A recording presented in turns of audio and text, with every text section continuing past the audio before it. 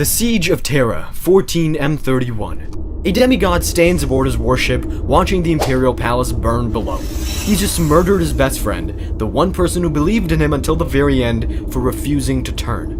10,000 years later, this is the monster the Imperium will remember.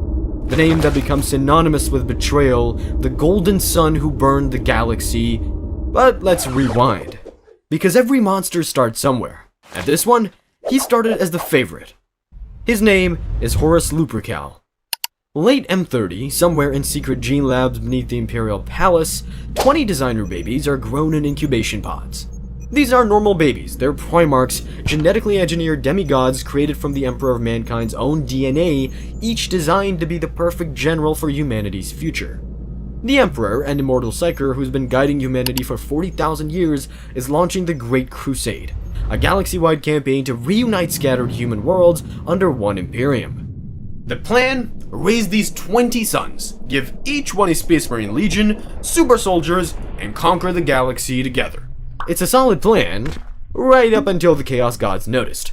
Chaos Gods are malevolent entities living in the Warp, a nightmare dimension parallel to reality made of raw emotion and psychic energy. It's also the only way humans can travel faster than light, which is exactly as terrible as it sounds. The gods rip open the pods and scatter the Primarchs across the galaxy like cosmic confetti. The Emperor's response? Keeps copies of their DNA, starts building Space Marine Legions anyway, and launches the Great Crusade to find his missing sons. One pod crashes on Cthonia, a radioactive mining world orbiting just outside Earth's solar system. A gang lord, Kagedon, finds the pod, discovers a baby inside, raises him as his own. The boy fights alongside his foster father's gang for years, learning warfare in the tunnels. On Cthonia, you don't get a real name until you earn it through blood. Then comes the ritual, the kill that proves you're ready. His foster father volunteers. It's tradition, the greatest gift a gang lord can give. The boy drives the blade home. With his dying breath, the old man whispers, Horus. That's his name. The Primarch genetics do their work. He grows abnormally fast, towering over normal humans built like a demigod. By the time he's a young man, Horus has united every gang on Cthonia under his rule through tactical brilliance and overwhelming violence. First lesson learned, power is taken, not given. The Emperor discovers Horus in late 800s M30. Cthonia orbits close to the Sol system. So when the Emperor locates his first missing son, he comes personally. The Emperor arrives on Cthonia, finds Horus ruling the unified gangs, and they meet face to face. Horus kneels, swears eternal loyalty, and so he becomes the first Primarch found. Not the smartest, not the strongest, the first. That becomes his identity. The Emperor keeps Horus close for 30 years, longer than any other Primarch will ever get. Trains him personally, shares command decisions, fights beside him in early campaigns. 30 years of quality time none of his brothers will experience. During this period, the Emperor finds other Primarchs. Leman Russ on Death World of Ice and Wolves, Rogel Dorn, the stoic fortress builder, Sanguinius, a winged angel who makes everyone love him instantly. But Horus was the golden standard every brother gets measured against. The Emperor grants Horus command of the 16th Legion, the Luna Wolves. They worship him like a living god. The Great Crusade accelerates, hundreds of star systems conquered over decades. Horus demonstrates tactical brilliance that makes other Primarchs look amateur, shows mercy to compliant worlds, annihilates resistors, treats conquered populations with enough respect to keep them loyal instead of rebellious. He optimizes everything, deploys Night Lords when terror tactics are needed, sends Iron Warriors for brutal sledges, uses Ultramarines for stable governance. Among his brothers, he becomes the diplomat, the peacemaker holding 20 demigod egos together. He bonds deeply with Sanguinius, the angel, the one brother he truly respects as an equal. Late-night conversations about command's weight, mutual understanding of what it means to lead. When Angron, the World Eater's Primarch with rage-inducing brain implants, threatens civilian massacres, Horus talks him down. When brothers argue, Horus mediates. The Emperor trusts him to manage family drama. The Crusade reaches Ullanor, the largest orc empire the galaxy has ever seen. Orcs are green-skinned psychopaths who reproduce through spores and think more Deca is viable strategy. The Emperor deploys 100,000 Space Marines. Horus commands the entire operation. The final battle begins. The Emperor fights alongside Horus, crushing the Orc warboss together. Afterward, the Emperor proclaims Horus Warmaster, Supreme Commander of all Imperial forces, the highest honor any Primarch could receive. At Sanguinius' suggestion, Horus renamed his legion to the Sons of Horus. It's the peak, validation of decades of service. Every brother watches as Horus receives the one title no one will ever have. Then the Emperor turns to Terra for a project he refuses to explain. Just puts Horus in charge of the entire Galactic War and vanishes. Imagine your dad spends 3 decades teaching you the family business, then ghosts you for a basement project without saying why. The pressure mounts. The Council of Terra, bureaucrats who have never fought a single war, start second-guessing Horus's tactics. Some brothers resent the promotion. Angron feels overlooked. Perturabo's bitter about being the siege weapon. Conrad Kurz is a psychopath with opinions. Meanwhile, Erebus, a chaplain from the Wordbearer's Legion, infiltrates Horus's inner circle through warrior lodges, whispering doubts. The Emperor abandoned you. You're a tool, not a son. Horus stands at the peak, so why does it feel like the ground's cracking? And while Horus contemplates burning his entire collection of allies to the ground, let's talk about keeping your collection intact with today's sponsor, Tabletop Stronghold. They're a small business out of West Virginia, and their Mag Case 2.0 is basically the kind of thing you wish you discovered before that one tournament where half your squad arrived in pieces. If you're spending 40 hours painting that army, you probably shouldn't be transporting it in a shoebox held together by optimism.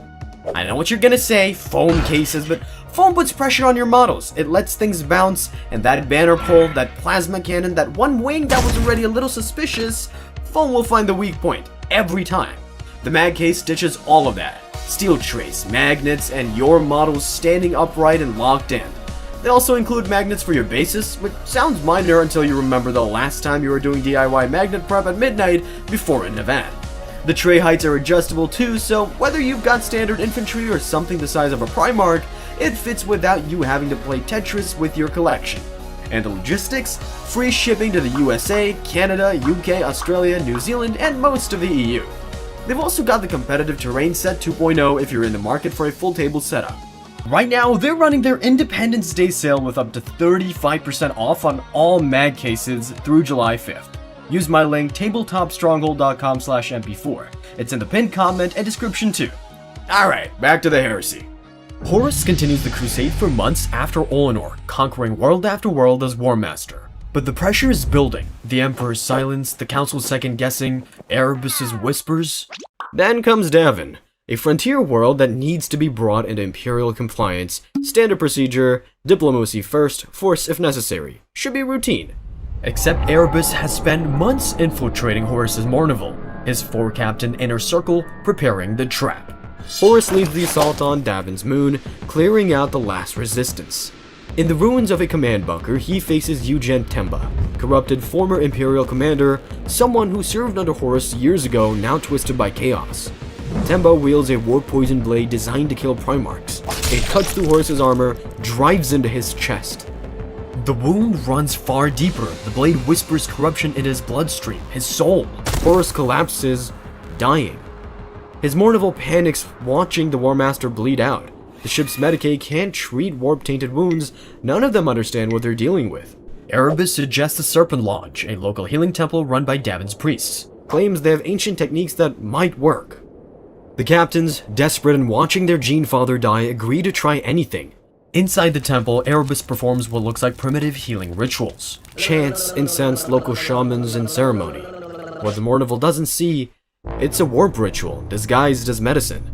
And in the warp, Erebus appears to Horus wearing a stolen face, a dead space marine captain Horus once trusted. Perfect disguise down to the voice. In the warp, Horus sees curated visions. The Emperor worshipped as the god, the thing he banned. Massive cathedrals built in his name, Primarchs discarded as obsolete tools, his own legion serving new commanders. His victories attributed to the Emperor alone. His name a footnote, if mentioned at all. Are these lies? Not exactly, they're possible futures. Twisted worst-case scenarios the Chaos Gods show him like targeted ads designed to make him feel terrible. But they're not impossible. The Emperor did leave without explanation. The visions feel true because parts of them are. Then, all 4 Chaos Gods make their offer, working together because Horus is too valuable to fight over. Kill your father, the galaxy is yours. Your sons rule forever, you'll never be forgotten. And here's the question nobody can answer. Does Horus believe them, or does he want to believe them? Does chaos corrupt him, or does it just show him what he already wanted and give him permission? Horus stands at a crossroads in the warp. He could reject this, fight the visions, claw his way back to the real world and warn his brothers, or he could take the offer, guarantee his son's future, guarantee his legacy, prove the Emperor wrong. The decision takes seconds. Horus pledges to Chaos undivided all 4 gods at once, gains war powers, psychic strength to crush minds, command demons, tear reality. He wakes healed. The Golden Sun died in that temple. What walks out is something else. Primarch Magnus the Red discovers Horus's betrayal through psychic visions, tries warning the Emperor by sending a message to Terra. Except Magnus breaks through every psychic defense, accidentally shattering the Emperor's webway project. The Emperor is furious, orders Magnus arrested for breaking his ban on unsanctioned sorcery. Horus subtly alters the transmission of those orders, changes the context, adds clarifications, while separately contacting Leman Russ. Plays on Russ's hatred of Psychers, suggests Magnus has gone full traitor, frames it as immediate threat. Russ takes the bait, raises Magnus' planet, kills tens of thousands. Magnus flees into the war, pledges to Chaos out of spite. The Emperor's warning never arrives, and Horus orchestrated the whole thing through carefully manipulated communications. He corrupts other Primarchs by pressing on their wounds. Horus offers Angron validation. Your rage is strength, not weakness. Angron joins him. Another brother, Fulgrim, is a perfectionist obsessed with flawless warfare. Horus gifts him a chaos-tainted weapon that whispers promises of perfection beyond mortal limits. Fulgrim's pride does the rest. Mortarion hates Psychers and resents the Emperor for robbing him of personal revenge years ago. Horus offers him a war where he gets control. Mortarion accepts. Lorgar, already worshipping Chaos, the architect behind everything, Erebus is his agent. Perturabo, bitter about being the siege weapon with no glory, plus Night Lords, Alpha Legion, Dark Mechanicum. Horus convinces them all to join his rebellion. Meanwhile, he quietly reassigns loyalist space marines into kill zones where they'll be ambushed. Reroutes supply ships so loyal forces starve, and manipulates recruitment orders to send reinforcements straight into traitors' hands. Then Horus decides to make his first open move. He deploys to a planet called Isstvan 3, bringing 4 legions with him, but not all of them are corrupted yet. Some space marines still believe in the Emperor, would refuse orders if they knew what Horus planned. So Horus sends them to the planet's surface for what looks like standard planetary assault. They're still saluting when he deploys Life Eater virus bombs from orbit. The virus that reduces organic matter to sludge ignites the atmosphere. Nothing says career pivot quite like orbital bombardment during the company meeting. Word reaches Terra. Survivors from Isstvan 3 warn the Emperor about Horus's betrayal. The Emperor dispatches loyalist legions to arrest Horus and restore order. A Primarch named Ferrus Manus, hot-headed, furious, pushes ahead with 3 legions, hitting Horus's forces hard. 4 more legions arrive as reinforcements, ostensibly loyal, responding to the crisis. Then the second wave legions opens fire on the first wave instead of the traitors. It's a trap. This becomes known as the Dropside Massacre at Isstvan 5. The betrayal is so sudden, thousands die before processing what's happening. Fulgrim, Primarch of the Emperor's children, Horus's corrupted brother, duels Ferrus Manus, kills him, decapitates him, presents the head to Horus like a trophy. Horus looks at his brother's severed head, the friend he once fought beside, and expresses only disappointment at the waste. Fulgrim takes it back, later uses it in a demonic ritual. Primarch Vulcan gets captured and tortured, others barely escape. Tens of thousands dead, half the legions follow Horus now, and there's no going back. But it's not enough. Horus wants Godhood. He invades Molech, where the Emperor entered a warp gate millennia ago and stole power from the Chaos Gods. Horus is going to walk the same path, enters the same gate, fights through demonic realms inside the warp, landscapes of madness, physics-defying nightmares. Unlike the Emperor who stole and ran, Horus submits, lets the Chaos Gods in. He emerges transformed into a godlike demon prince, but his soul is partially torn. Pieces belong to all 4 gods now. The rebellion leads him now, and he just follows. The Warmaster becomes a weapon. The rebellion spreads for months, system after system falls to Horus's forces. The Emperor is still on Terra, desperate for any way to stop this without losing more sons. He sends Leman Russ, the brother who always followed orders, who hated Chaos more than anyone, on a secret mission. Find Horus, save him if possible, kill him if not. Russ tracks Horus's fleet for weeks, finally catching him at Trisolian, a minor system Horus is using as a staging ground. The ambush is perfect. Russ drives the Spear of Russ, a weapon the Emperor forged specifically to fight Chaos corruption, straight into Horus's chest. For a moment it works. The warp taint burns away. The corruption purges like poison sucked from a wound. Horus sees clearly for the first time since Davin, sees what he's become, the atrocities committed, the brothers dead by his hand. Internally, something shifts, a flicker of the man he was, recognizing the monster he's become. But Russ isn't offering reconciliation, he's trying to finish the kill. And in that moment of clarity, Horus sees two paths. Fight back to sanity, rejoin his brothers, beg the Emperor's forgiveness, or double down, embrace what he's become, finish what he started. Horus chooses damnation, refuses the path back. Some part of him wants this, wants the power, wants the validation, wants to prove the Emperor wrong. Has the Golden Sun always been a willing participant? Horus forces Russ to retreat, wounds him badly enough that the Space Wolves must retreat. The spear inflicted more than physical damage though. It left a wound that won't fully heal. Months later, Horus is leading the push toward Terra itself, massive fleet battles in the outer systems, burning through the Imperium's last defenses. During one of these battles, Horus collapses into a coma. The wound from the spear reopens. Inside the Mola gate within his soul, the four Chaos Gods fight over him, trapping a fragment of his soul in their struggle. Malgurst, Horus's advisor since Luna Wolf's days, performs a desperate ritual, stabs a wound into his own side, uses his body as a bridge to reach the trapped fragment, drags it back, dies screaming as the ritual consumes him, but succeeds. Horus wakes up fully restored. Nothing's stopping him now. They march onwards to Terra. Horus rules his rebellion from his ship by Terra now. When Lorgar attempts a coup demanding more chaos submission, Horus crushes it. He's Warmaster, not anyone's priest. But Abaddon, the first captain who's followed Horus since Cthonia, watches what Horus becomes and grows disillusioned. The charismatic leader is now a paranoid god tyrant, executing subordinates for perceived disloyalty. The drive to Terra begins, massive fleet battles pushing into humanity's home system via warp rifts. Traitor forces bombard Terra. The siege drags on for 55 solar days of ground combat following the initial orbital bombardment, though the broader solar war campaign spans months. Ruggledorn fortifies the palace into a continent-spanning fortress. Sanguinius holds the Eternity Gate against endless waves. The Emperor has been holding the Webway Gate in the palace basement for weeks, keeping demons from flooding Terra while the siege rages above. Finally, he's forced to abandon it. Malcador, his oldest friend, his right hand since the beginning, volunteers to take his place on the Golden Throne. It's a death sentence. The psychic strain of holding the gate shut is immense, designed for the Emperor, not a mortal psyker, even one as powerful as Malcador. But Malcador endures, manages to hold on just long enough for the Emperor to leave the palace, board Horus's flagship, and end this. Everything converges, one ship, one throne room, one duel. Sanguinius reaches Horus first to board his ship. He doesn't ask Horus to turn back, instead it's Horus who makes Sanguinius an offer, turn to chaos.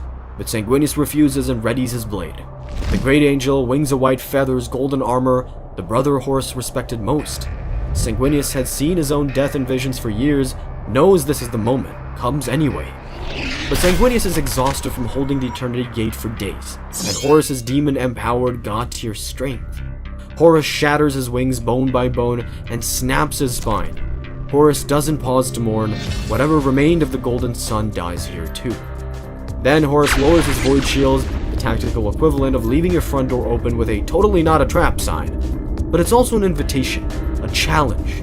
The Emperor knows it's a trap, goes anyway, because that's what fathers do. Brings Ruggledorn, but they're separated by warp interference. The duel begins. Horus, fully empowered by all four Chaos Gods, tears through the Emperor's defenses. The Emperor fights with restraint, still hoping to save his son. Every strike calculated to disable, not kill. Horus sees it, mocks him for weakness. Psychic illusions swirl, projections of broken bodies, false victories, deceptions layered on deceptions. Through it all, Horus overpowers the Emperor, pins him, raises his weapon for the killing blow. Then, Ollanius Person charges. A perpetual who's fought beside the Emperor since ancient Terra. Immortal, but not unkillable when facing this much power. He knows what this means. Horus is so far beyond redemption that only a sacrificial act of defiance can show the Emperor the truth. Horus kills him in an instant. Whether his perpetual nature can resurrect him from this is unknown, but in the moment he's gone.